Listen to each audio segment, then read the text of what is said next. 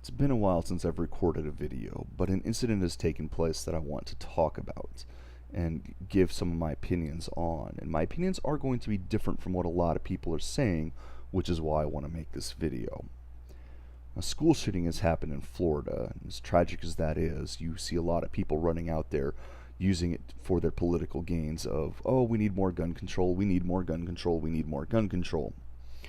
The thing that all these people are missing about this case, and almost any of these type of cases, is it was not a gun that walked into Marjory Stoneman Douglas High School and opened fire. It was a former student. And not just any former student, but one who had had a history of trouble, violence, and all kinds of warning signs, and even at one point had had the FBI alerted to him. So this isn't something that came out of nowhere. This is something people knew about. Now the links to both of these stories are down in the description, and I'm only going to show a bit of it while I read a few of the paragraphs. We'll start with the Miami Herald here. Florida school shooting suspect was ex-student who was flagged as a threat. He preened with guns and knives on social media, bragged about shooting rats with his BB gun, and got kicked out of school, in part because he had brought bullets in his backpack, according to one classmate. He was later expelled for still undisclosed disciplinary reasons. All he would talk about is guns, knives, and hunting, said Joshua Charo, 16, a former classmate at the high school. I can't say I was shocked. From past experiences, he seemed like the kind of kid who would do something like this. Later down in the article, we have this bit. We were told last year that he wasn't allowed on campus with a backpack on him, said Guard, who had him in class. That's Jim Guard, a math teacher. There were problems with him last year threatening students, and I guess he was asked to leave campus. And even further down, we have the parent of another student agreed, saying his son, Daniel, had warned him about Cruz. If you're going to pick one person you might predict in the future would shoot up a school or do this, it would be this kid, said Josh Crescatelli, and I'm sure I mispronounced that. I'm sorry, and it's John, excuse me, quoting his son.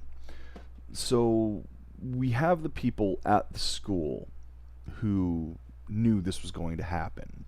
You have pictures of him on social media holding knives, holding guns. You have him making threatening statements on social media and apparently in person at the school.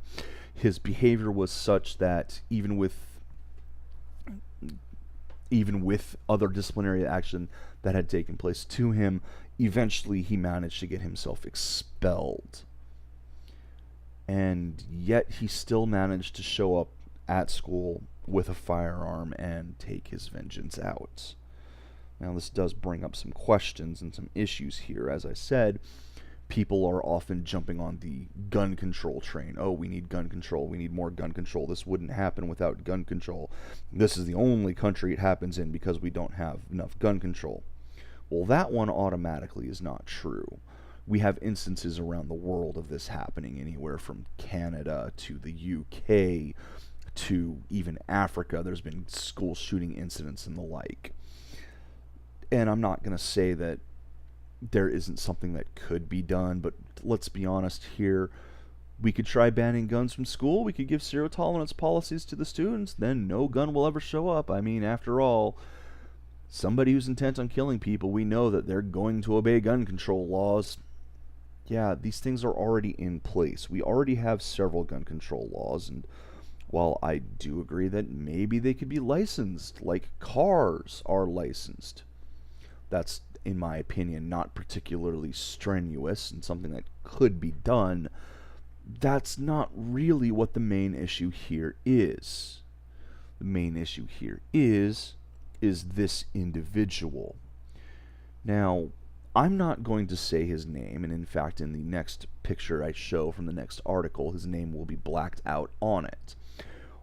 Another instance that I believe, another cause of these type of shootings, is the students who want attention and want to be famous, and the media only feeds into that cycle by plastering their name and their picture and talking about it 24/7.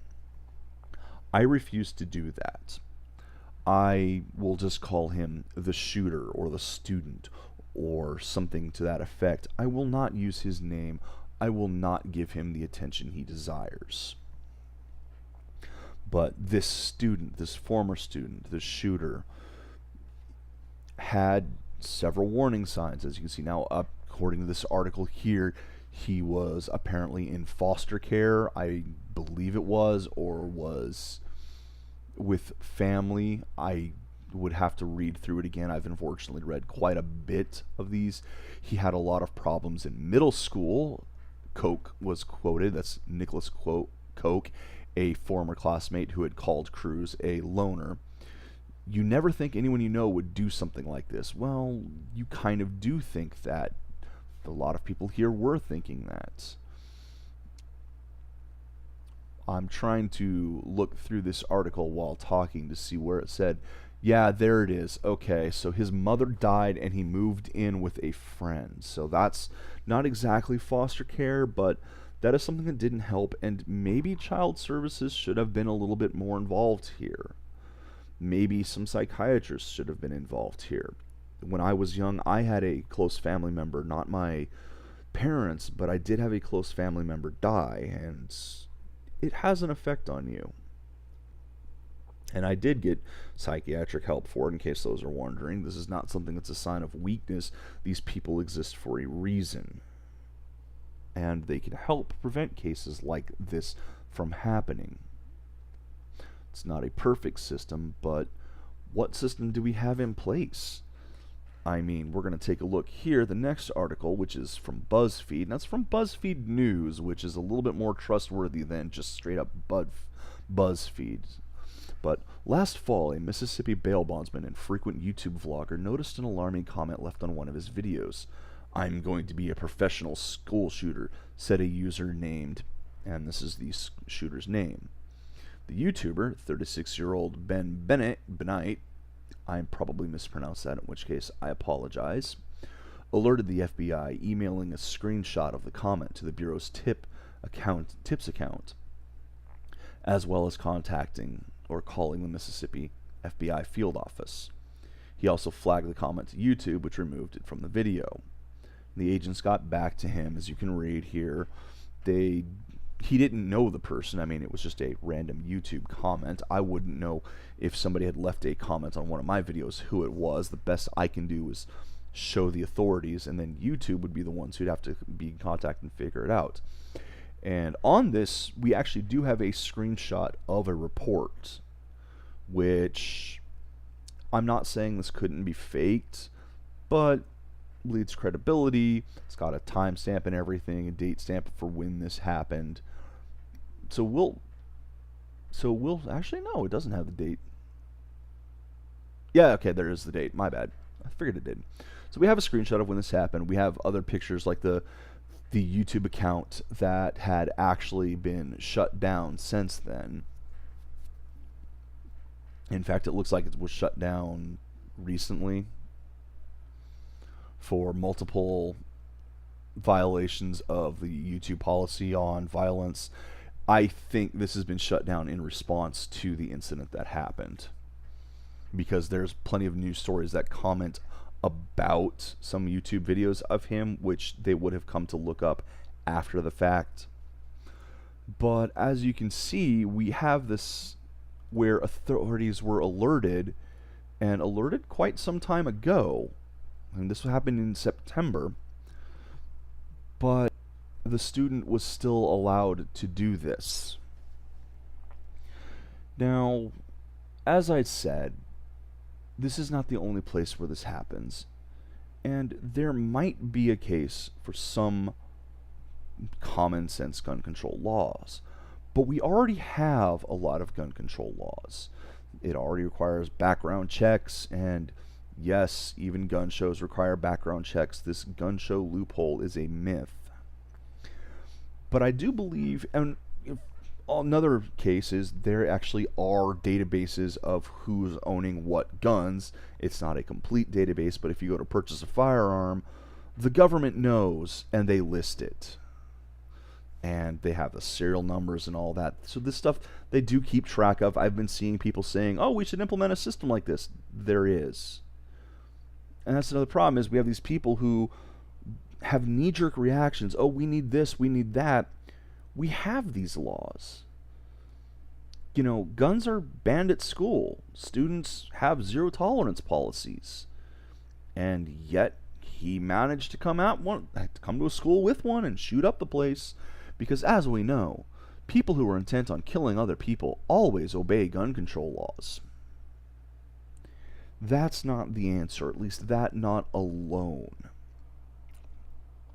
We need to focus on the human element.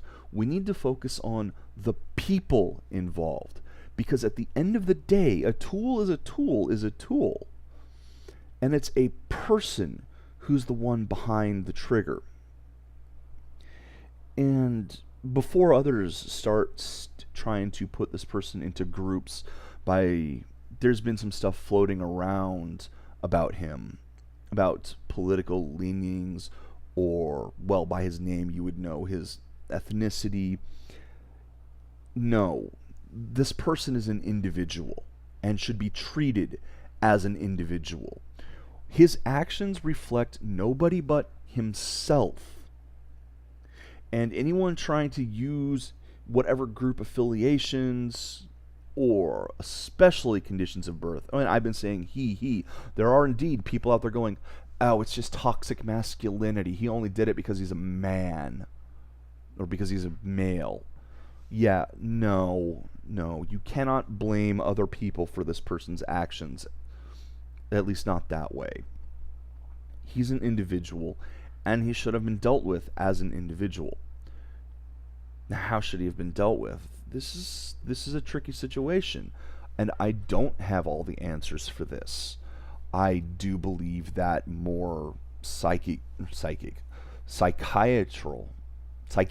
there we go. Hey, look, a useful word. Some more psychiatric intervention might have been useful. Maybe mandatory counseling for students when a family member dies.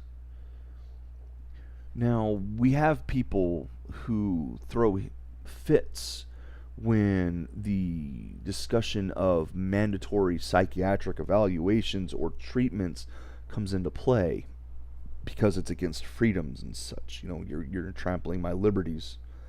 But maybe sometimes we have to balance the health of the individual versus the health of the community. I honestly do think that warning signs like that should require. We have child service systems. Why were they not alerted to some of the threats, some of the violence, some of the images, the stuff posted on social media? Why weren't they there? But then that becomes an issue of, well, how much interference is too much? There's a lot of times when so-called threats are not threats at all, and yet there's a lot of interference that happens for them and people getting involved who really shouldn't. I don't know what the answer is. I don't know what the line is. But I do know that beating the same drum over and over every time this happens, especially when you use false information like, "Oh, this is the only country that it happens in." Spoilers, it's not. This happens even in the UK, this happens in Canada, this has happened in other countries around the world. In fact, I think the only continent it hasn't happened on is Antarctica. But it's you have to deal with the problem where the problem is. Gun control is a political issue. And the people who scream for it and it alone, you're not helping anybody out. You're certainly not preventing incidences like this from happening again. What you are doing is trying to profit by standing atop a pile of bodies. If you want to stop these incidences, you have to look at more than one cause.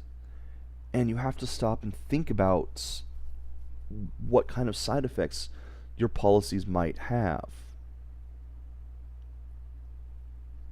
You know, and there are people who say, oh, well, a gun has never stopped a mass shooting. Well, the truth is it has. And we have heard cases of that where someone has started shooting and they were stopped by an armed citizen or an off-duty police officer and the like, but it never turned into a mass shooting, so we can't say for certain it would be. That's one of the tricks there. Oh, well, it's never stopped one of these. Well, yeah, it has, because it wasn't one of those. Right? You didn't hear about it because it wasn't a mass shooting, because it was stopped. These are things that do happen. I do believe some common sense policy would be good. I mean, we license cars. We have licenses to drive. I don't see why it would be so much harder for such a thing for firearms. Make people who want firearms take classes on safety. Require a license. That's not strenuous. That isn't something that would cause undue harm or be too much of a gatekeeping.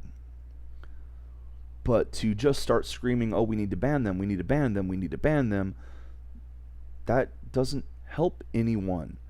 And a lot of the policies they ask for, these people scream about, such as banning guns in schools, obviously didn't help. And here's another thing these people don't understand. There's been gun control legislation that gets enacted almost every time one of these happens. Somebody passes something, and it doesn't work. Guns have been banned on school campuses for, 20 years now? How many incidences have there been since then? It didn't work. Gun control by itself does not work. We have more and more gun control. The instances keep happening. At some point, you have to stop and say, maybe we need to try another approach.